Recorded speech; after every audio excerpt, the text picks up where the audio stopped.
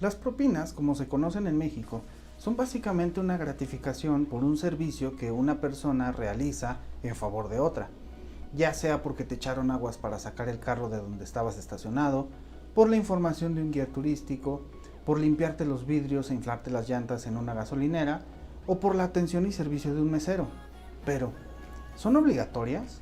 ¿Quien recibe propinas deben de pagar impuestos? ¿Cuánto se supone que debo pagar? Y para responder esto, nos vamos a centrar principalmente en el tema de las propinas de los meseros, ya que es donde más controversia hay con relación a este asunto.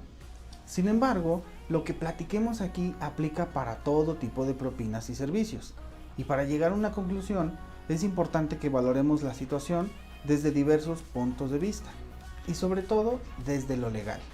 Y por favor, antes de publicar o comentar, primero veamos el video completo, razonemos la situación y busquemos en conjunto una solución.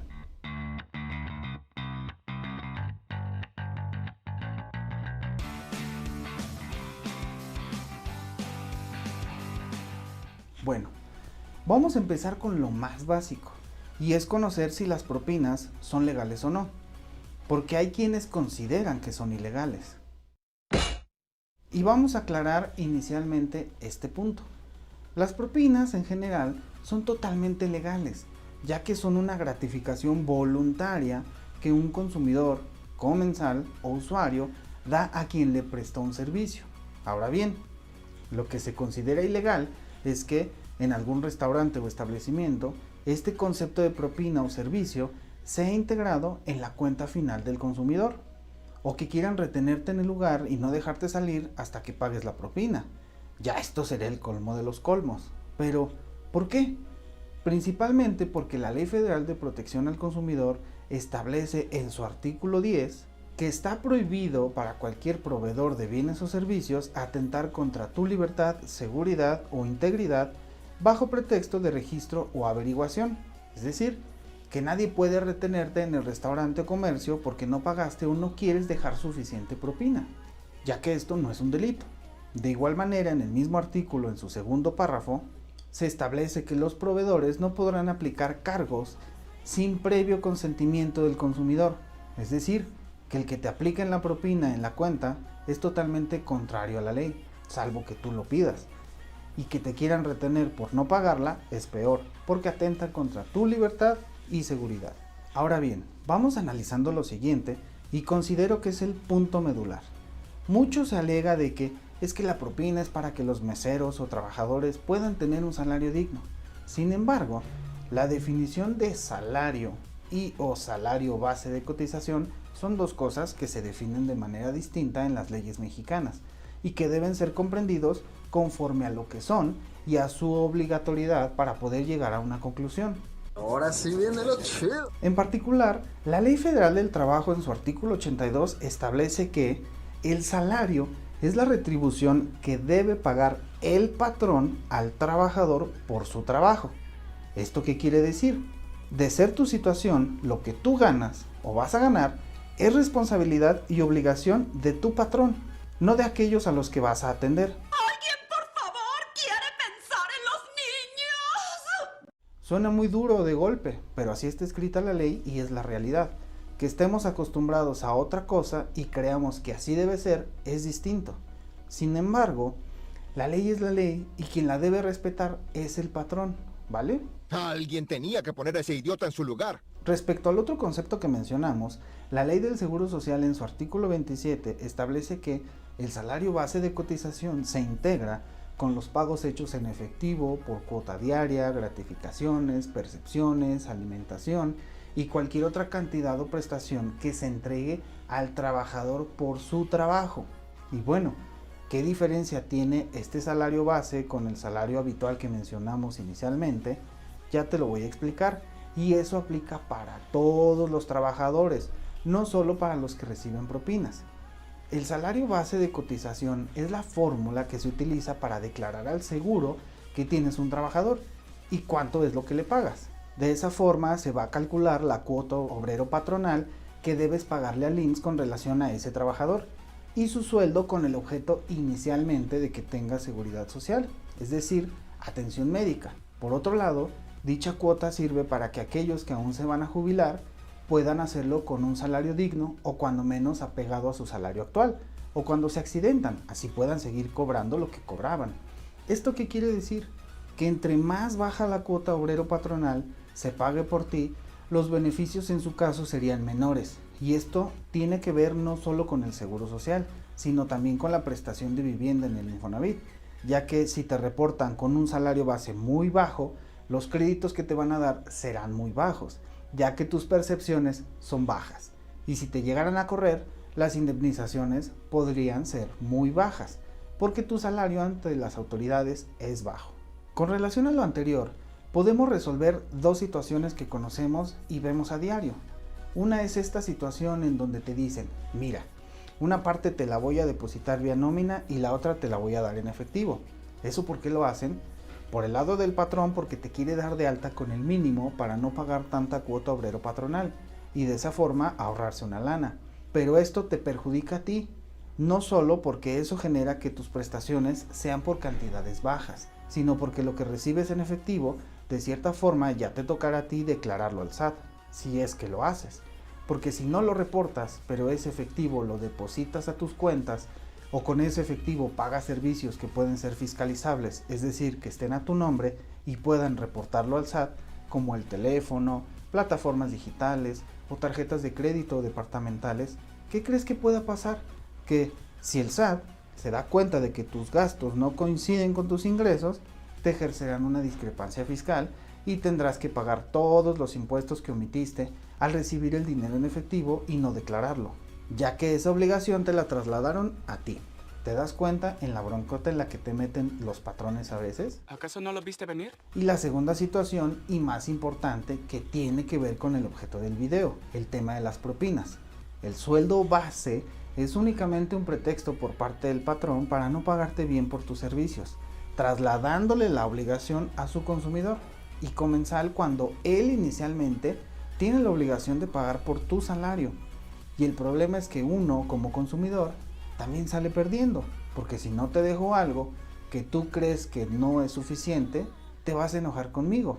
No, mijito, enójese con su patrón que no le paga bien y con quienes le permiten sigan realizando estas prácticas, porque hasta hoy no se ha hecho un cambio en las leyes para protegerte de esta situación como trabajador. Y al final, el consumidor, si no te quiere dar, no te da propina. ¿Y qué vas a hacer? ¿Te vas a enojar y hacérsela de jamón en el lugar? En una de esas te reportan con tu patrón y hasta te corren. Andas valiendo. Ahora bien, en tema de impuestos, que es el objeto principal de este canal, seguramente uno como consumidor no tendría ningún inconveniente en seguir con dicha actividad de dar una propina. Sin embargo, como lo comentamos, no constituye de manera legal que la obligación sea mía como consumidor. En el ticket no aparece el concepto, cuando menos en el ticket final o en la factura que solicité para aplicar una deducción. ¿Y esto qué me genera a mí como contribuyente? Que no puedo deducir lo que te di de propina. ¿Por qué? Porque no es mi obligación ese gasto. Al final si te lo doy es porque es una gratificación y quiero hacerlo. Si las leyes obligaran a los patrones a que ellos paguen tus propinas y de cierta forma eso esté incluido en el costo final del servicio, podría yo como consumidor deducir todo, porque al final fue un gasto. Y ojo, los alimentos en este tipo de casos solo se pueden deducir si te encuentras a más de 50 kilómetros de tu domicilio fiscal, como dato.